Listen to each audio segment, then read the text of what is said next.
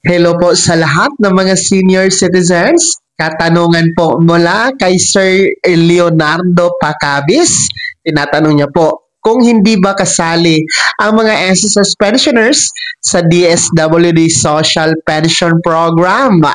Well, yan ang ating tatalakayin at sasagutin sa episode na ito mga vlogs.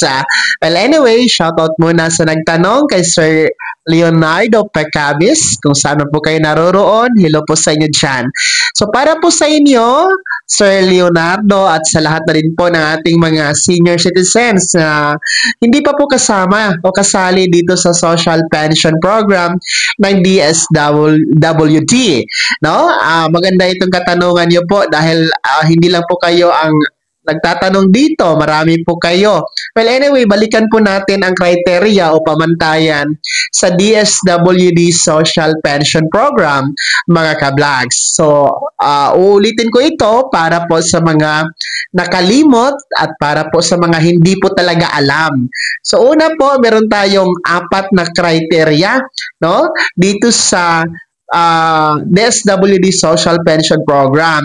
Para makasama kayo, una, alinman dito sa babanggitin ko. Una, may kapansanan. Pangalawa, may karamdaman. Pangatlo po, walang source of income. Ibig sabihin, wala pong hanap buhay, wala pong mapagkukunan ng pera para po sa panggasto sa pang-araw-araw, pangbili ng maintenance, di ba? And pang-apat po ay wala pong nagbibigay ng sustento or walang nag-aabot ng sustento, pera mula sa anak o immediate family. So yan po ang basic criteria dito sa Social Pension Program ng DSWD para makasama. So alinman doon sa 4 na nabanggit ko po ay maari po kayong makasama o qualified po kayo mag-apply sa DSWD Social Pension Program. Bagamat meron kayo kahit isa doon sa nabanggit ko, pero meron naman po kayong tinatanggap na SSS pension, GSIS pension, o di kaya naman po PVAW pension at iba pang pension, kayo po ay hindi maaring makatanggap o hindi kayo maaring makasama sa social pension.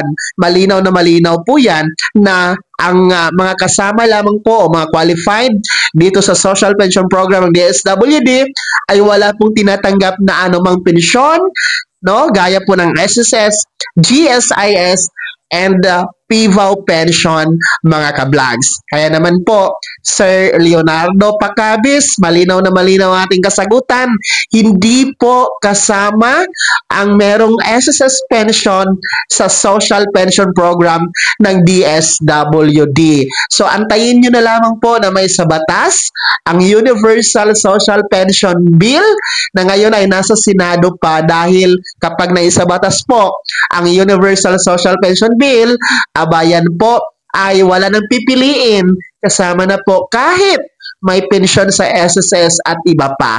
So yan po ang ating kasagutan. Sana ay naging maliwanag po, Sir Leonardo Pacabis, at sa lahat na rin po na nagtatanaw ng parehong katanungan, sana ay nasagot ko po ng maliwanag. So maraming salamat po sa panonood. Huwag kalimutang mag-subscribe at i-click ang notification bell, ilagay sa all para updated kayo sa mga senior citizens updates, mga ka-vlogs.